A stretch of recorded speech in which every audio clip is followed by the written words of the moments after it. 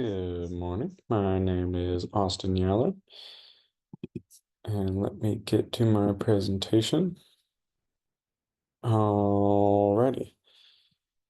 So today I'm going to be focusing on Black children and reading in the state of Tennessee. So these are the results of TCAP, which is the state testing for Tennessee. And in 2024, we have 40% of children in this state reading at grade level, which means that 60% of children in this state are not reading at grade level, which is an incredibly large number of children. And reading in the third grade is a pretty significant predictor of success. Hernandez 2012 found that 1 in 6 children who are not reading proficiently in the third grade do not graduate from high school on time, which is a great 4 times greater than proficient readers. And this is um, a study looking at the patterns in statistical data of like a long-term study looking at how kids performed in third grade reading and later on. And it's hypothesized that by third grade, the curriculum changes a lot between learning how to read, learning how to like grapple with words and syntax into using those skills in order to like build ideas and understand things more. So third grade is a pretty pivotal point for kids to understand that material.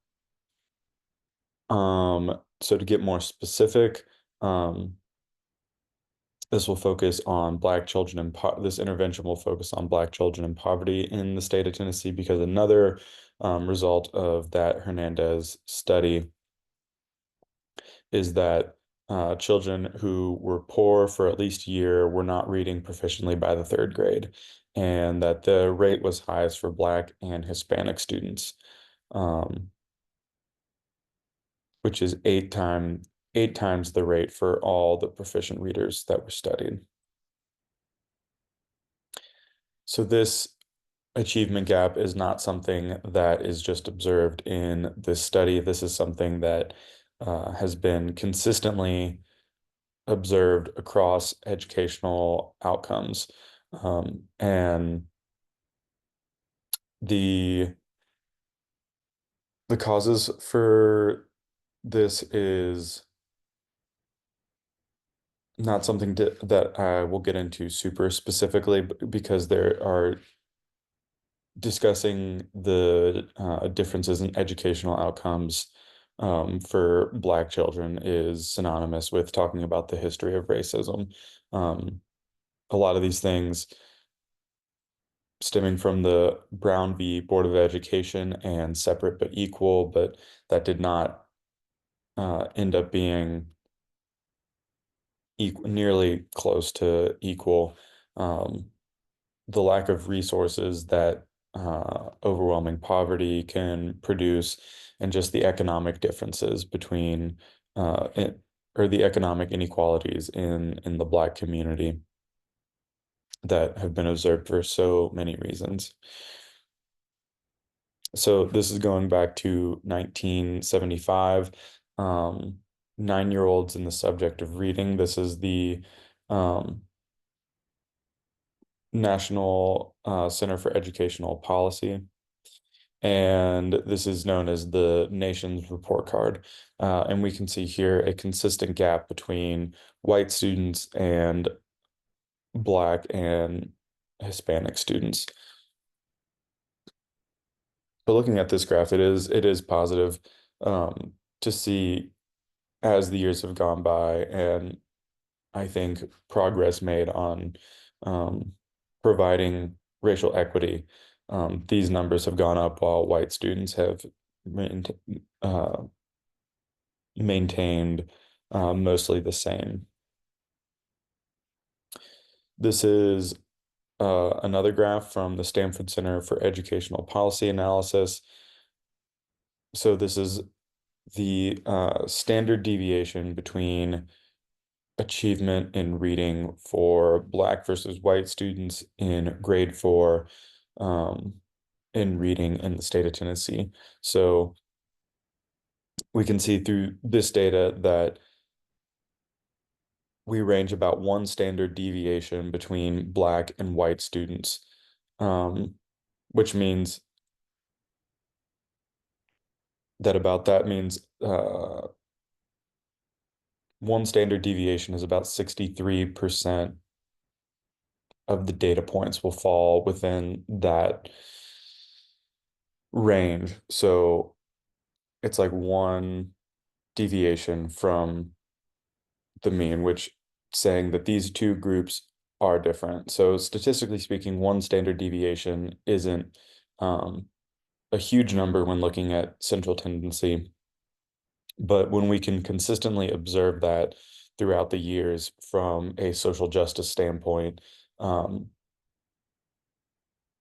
we're not necessarily asking the question, oh, it's not big of a gap, but why does that gap exist at all? And this is another result of um,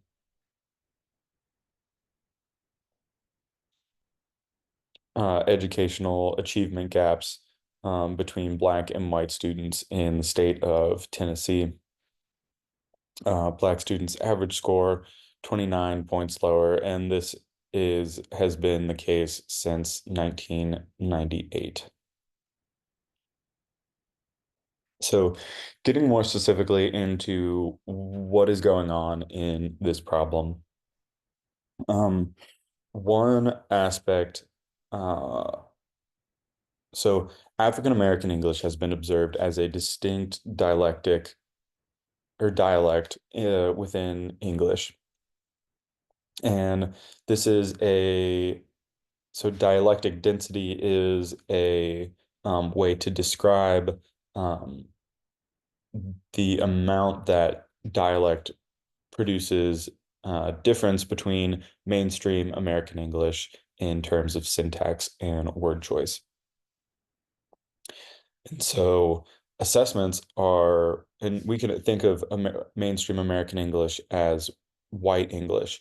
So children in Black children are being tested on what amounts to, in a lot of circumstances, on their ability to code switch.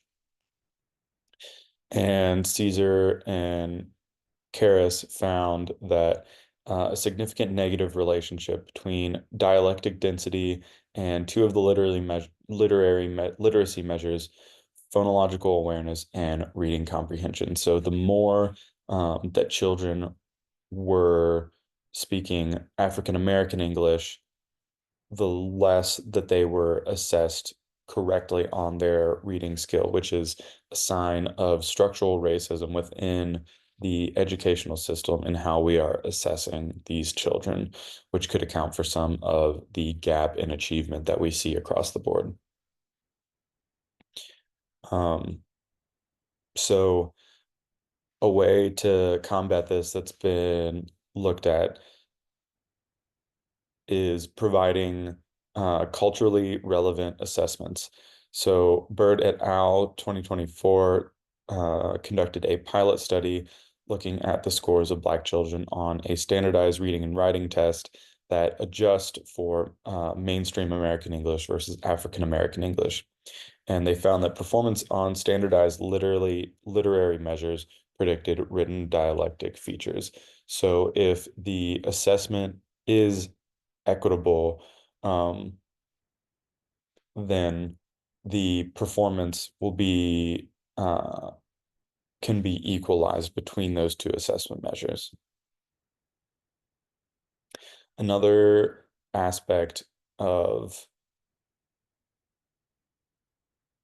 enhancing educational outcomes in Black children is that the reading material is produced from a white perspective and has little relevance for children of color.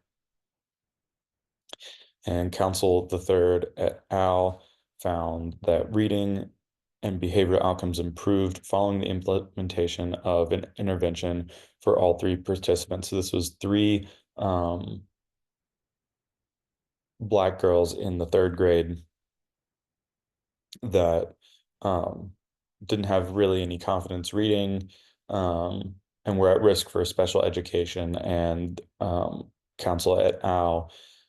Um, provided a culturally relevant reading intervention where they read stories that were recognizable from their culture, and it increased reading outcomes in this group. And the students indicated that they liked culturally relevant passages mainly because they identified with them. Students read culturally relevant passages with greater fluency than non-culturally relevant passages.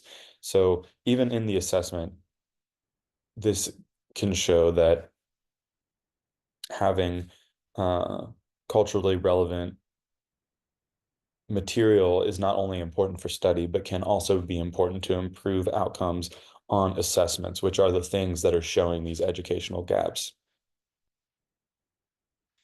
So, what are we going to do? Because this is such a pervasive issue, there is an abundance of resources from government, from the nonprofit sector. The state of Tennessee has identified that no one across partisan lines wants our children to be reading at 40% proficiency. So there's already so much out there. So this intervention is focused on top-down advocacy to the Department of Education, looking specifically at the Tennessee Universal Reading Screener and the Read 360 resources. So the Universal Reading Screener is something that the state of Tennessee uh, mandates every school to provide for at certain time intervals to test reading proficiency. Um, so to advocate for to just talk to the Department of Education on like what is being assessed in the screener. Is it culturally relevant? How is it assessing for African American English? And what are the some of the potential outcomes of that, and helping them to think more critically about race in the assessment tools, and kind of unwind some of the structural racism that is still present in our educational system through assessment. And another thing is the Read 360 resources, which are a free digital reading resource provided by the state of Tennessee for all grade levels. Uh, And so that that resource is primarily filled. I think each grade level is provided with eight reading sources, and maybe one or two of them um, are non-white children that are on the front page of those books. And so and then from the bottom up perspective, engaging communities on what, like educating them on what is available, are you utilizing it? Why or why not? And how can we um, make these things more accessible? And then how can we get communities involved in legislative advocacy so that the voices of the people that are being affected by these policies are actually going to be heard by the people that need to hear them? So the Department of Education has all of their board online. So all of these emails um, are available. Um, they also have standards for academic adoption and assessment. Specifically, that would be areas to call and advocate for with this information of how Black children can thrive more under an educational system that meets their culturally specific needs and assesses them based on their dialect. And also, we have the local, this Tennessee State Legislature um, that would be a place to advocate for as well. So finding based on where community outreach is happening, connecting people to their state representatives. So from the bottom up perspective, I'm taking a lot of this from asset-based community development and starting by just hearing the people and doing that by potentially like setting up signage in carpool lane at schools, really targeting people that um, the people that this is about, people with children that are receiving these negative educational outcomes. Leafleting in Section 8 housing for a town hall that could be hosted at a church within walking distance. Just looking for like churches are an incredible community partnership that have buildings, gathering spaces that are willing to partner for social justice issues a lot of the times. Um, And then just asking questions and hearing what um, the community has to say. Because one thing that's difficult and a little bit backwards about this project is that designing an intervention without the community driving the specifics around that intervention um, is it's a hard thing to develop an intervention, bring it to the community and say, get behind this. Where in asset-based community development, it's you go to the community, listen to them, figure out what they identify as their problems and their strengths and their resiliencies, and then building on those and helping to use that to meet their self-identified issues in their community. Um, But everyone is pretty universally united on the fact that children deserve solid education. Um, so hearing the community, what are their issues? And a lot of this could circle back to being a poverty issue. And if the community identified that as being uh, the central like driving factor of like these educational outcomes, well, then we would have to reassess and pivot on a lot of this. But I think there is research to back up that if we could target some of the structural issues within education, that some of these outcomes could be leveled a little bit more in terms of the academic achievement gaps.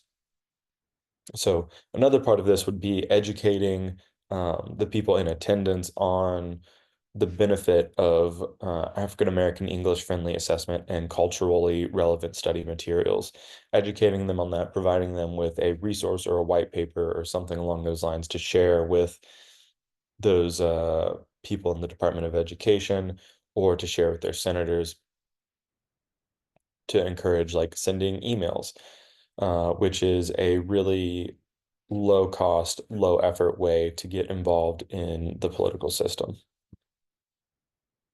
An organization that could be collaborated with is Tennesseans for Quality Early Education. They are a legislative advocacy group, and they already have a presence on Capitol Hill in Tennessee, and they have won some legislative victories, and they are a fairly large organization that's already doing this work. So um, also advocating to them and being like, have you all looked at this particular avenue of legislative advocacy and what is being done about that? Do you know about this? And sharing that information with them could also provide uh, another partner for this particular type of advocacy. So to recap, the goals of this intervention are to raise academic achievement for impoverished Black children under grade 3, because grade 3 is that pivotal point in academic direction. To evaluate that, We would look at TCAP scores and the Tennessee Universal Reading Screener scores over time. Sustainability.